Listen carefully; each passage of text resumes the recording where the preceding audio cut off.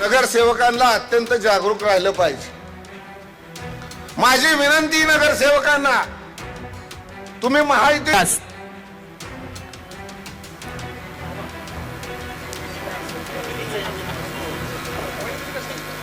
प्रचंड मोठं नुकसान आपल्या मातीचं झालं। आपण बघितलं, सातत्यानं आपण म्हणतो काय होता असतो, काय झाला असतो।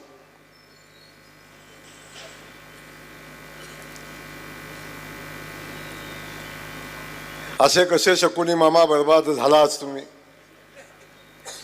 मला या ठिकाणी वेगळं बोलायचं, आज टीकेचा विषय नाही। या ठिकाणी येत असताना आपण सगळ्यांनी पाहिलं, ही निवडणूक सातत्यानं आपली भूमिका होती की विकासाच्या मुद्द्यावर झाली पाहिजे। फलटणच्या विकासाच्या मुद्द्यावर मला वाटत नाही ही कधीच निवडणूक गेली। ही निवडणूक आल्यावर आपलं अस्तित्व जेव्हा विधानसभेच्या निवडणुकीच्या अगोदरपासून, जसं दादांच्या खासदारकीची निवडणूक झाली तेव्हापासून हे महाशय सातत्यानं अस्वस्थ होते, अख्खं कुटुंब अस्वस्थ होतं आणि त्यांना कुठं जायचं समजत नव्हतं, काय करायचं समजत नव्हतं, कुठं बसावं, कुठल्या पक्षात जावं, कुठल्या नेत्याकडे जावं, कोणाला मदत मागावी हे कधीच कळत नव्हतं। तेव्हा दादा, मी सातत्यानं सांगितलं, हे कधीही लढवय्ये नव्हते,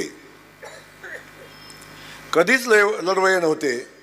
हे फक्त सत्तेत होते आणि सत्तेचा उपयोग करून लोकांना बांधून ठेवून, लोकांना दमबाजी करून, लोकांना त्रास देऊन हे सत्तेत राहिलेले होते। ज्या दिवशी सत्ता गेली त्या दिवसापासून हे माणसं अस्वस्थ झाली आणि कुठं जायचं हे त्यांना समजत नव्हतं। आपण सातत्यानं बघितलं, लोकसभेच्या वेळी पहिल्यांदा जसं अजितदादा सत्तेत आले तसे महाशय सत्तेत गेले, लोकसभेला पराभव झाला तसं अजितदादांचं तिकीट टाकून दिलं, पुन्हा तुतारीचं तिकीट घेतलं आणि तुतारीचं नुकसान झालं वाटलं की पुन्हा भाजपच्या दारात लोटांगण घातलं, मला घ्या म्हणून। भाजपनं घेतलं नाही, अजितदादांच्या दारात गेले, त्यांनी घेतलं नाही। मग पुन्हा जशी ही निवडणूक लागली तसा हे आधार शोधायला लागले। अरे 20 वर्ष 25 वर्ष दादांनी संघर्ष केला, आम्ही संघर्ष केला, आम्ही रडलो नाही कधी, आम्ही संघर्ष केला, सामान्य माणसाच्या विकासाचं काम केलं। अशा प्रकारचा शब्द मी या आपल्याला देतो।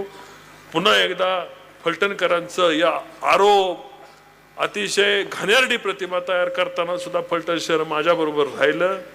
ज्या मास्टर माइंडने हे सर्व केलं त्या मास्टर माइंडना तुम्ही पुण्याला पाठवायचं काम फलटण शहराने केलं।